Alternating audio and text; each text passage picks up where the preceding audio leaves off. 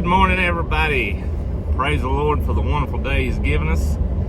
You sure can tell it's fall of the year. It's cool this morning. I'm gonna have to break out the heaters. Anyway, it's D-Day for the turkeys.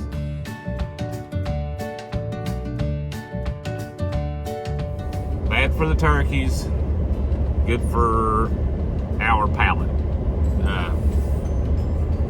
I know it's a harsh reality, but you know, that's where our food comes from. At least we know how these was raised, how these was fed and nurtured and took care of. So anyway, I thought I'd make a little video on how we do it. Might not be the best way, but it works for us.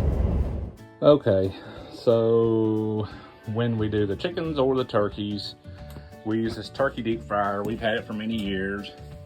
We used to deep fry turkeys, but we're going to use it to dunk them in to loosen the feathers. This is just a stick to shove them on down with. Of course, this is after they have been what's the word I need? Dispatched, sorry, had a moment there. So we got a little thermometer. We'll monitor the water temperature. We want it about 150, maybe a little bit above, but not much. I've noticed that the feathers don't come out good once you get up around 190. So just propane, a little regulator, pretty simple setup. So we're gonna fill that up a good portion of the way with water, just regular old tap water. I'm not concerned with this being as clean because this is just to loosen the feathers.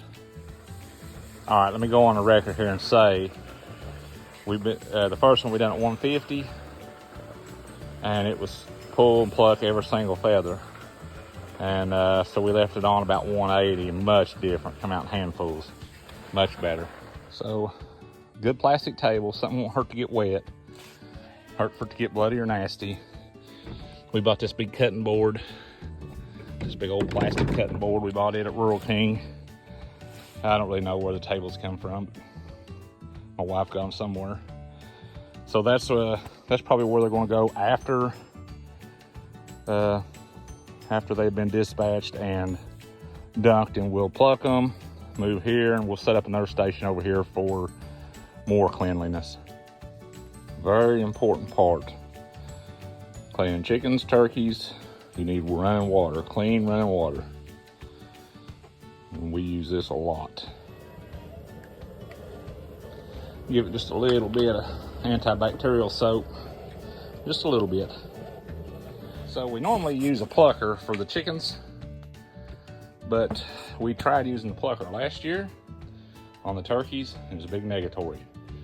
They just lodged up in there, and then the little fingers would rip the hide. So we're going to pluck them by hand. We got coolers of ice and the ice water, and the purpose in that is to release the rigor mortis. They soak in the ice water after we butcher them completely. We put them in the ice water for, I don't know, 4, 6, 8 hours, something like that, before we package them. That way the rigor mortis will release in the muscles. And that might be totally wrong, but that's how I learned to do it. That's what we're doing. So if anybody sees an error in my ways, please let me know. We'll package them with the heat shrink bags. They heat shrink in hot water. So once we get done completely and we're packaging them, we will weigh them and package them, mark the weight on them, and then in the freezer they'll go. Okay, slowly building. Not hardly 100 degrees yet. So with the chickens, we use a killing cone. Them turkeys will not fit in this cone. So what we done last year, I'll talk a little more about it in a minute, but you kind of cradle them to where they can't thrash around, and then you dispatch them.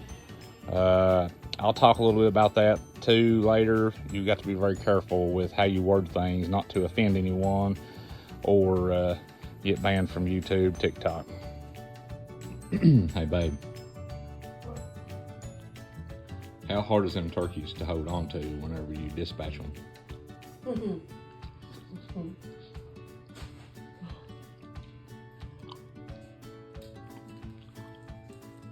Of the ways we done it last year,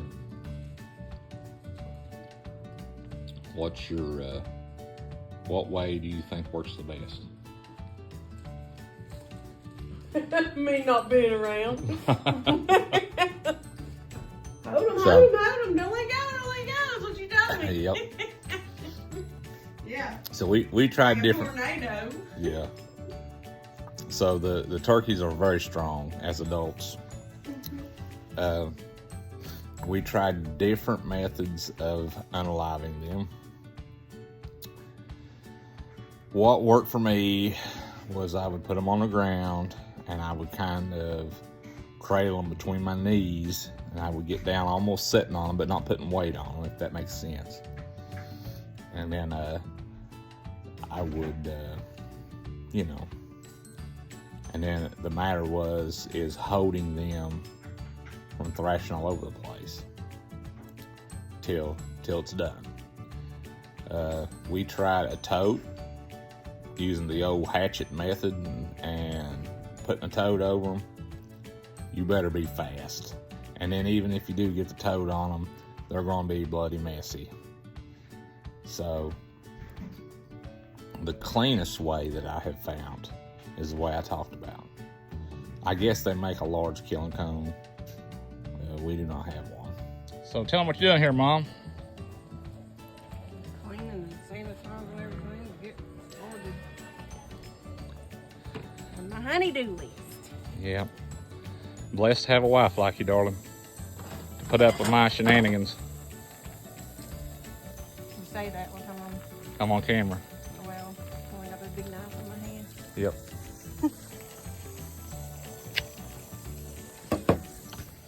I know some of the water's gonna spill over the top because I overfilled it, but it is water.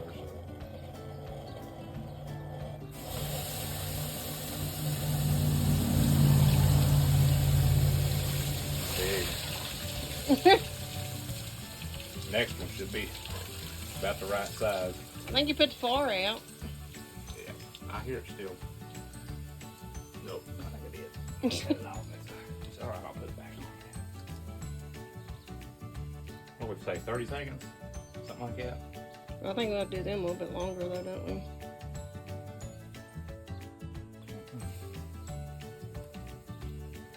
He's so big you can't get the tail feathers down in there. It's big. I think I'll do it at 30 seconds. See what it does, how it does. I think it's been 30 seconds. How long have you been videoing? Well, I got 1 minute right now. Really? Yeah. But that was, Let's try. we took our time putting him in because. Let's try. Okay. So we haven't showed much of this because of blood and gore. But I'm gonna have to show some of this or the video ain't really gonna be educational. So we got us a little smoke going here because the yellow jackets are so bad. And what she's doing there is she's taking the legs off right in the joint. There's a joint there. You don't have to break the leg. You can cut right in the joint. And it'll come off slicker than, I don't know what. It's not on doorknob? Slicker than that. Yeah. See, we still got a lot of cleaning to do on this, but I wanted to show this.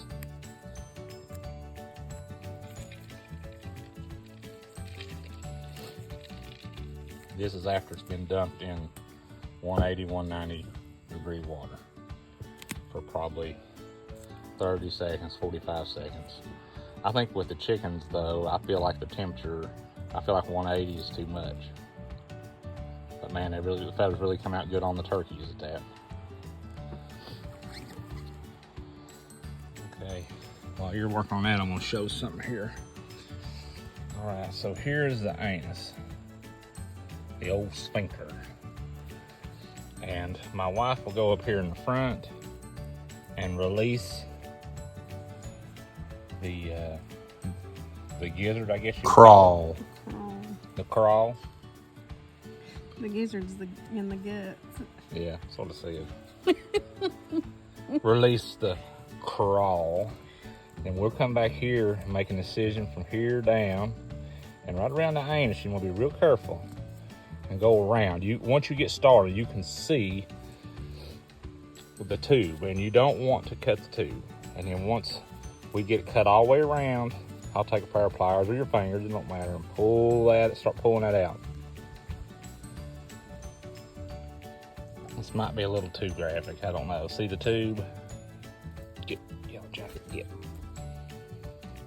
That's what you want to cut around, not cut into it. My wife splits the neck hide, and then she trims off the excess. It's nasty. She'll go in there and trim the neck. Most people don't use the neck anymore like we used to, and stuffing and stuff. So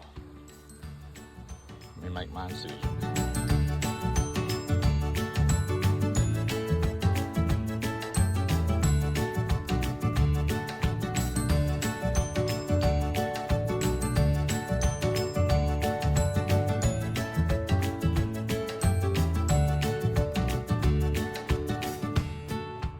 So you think that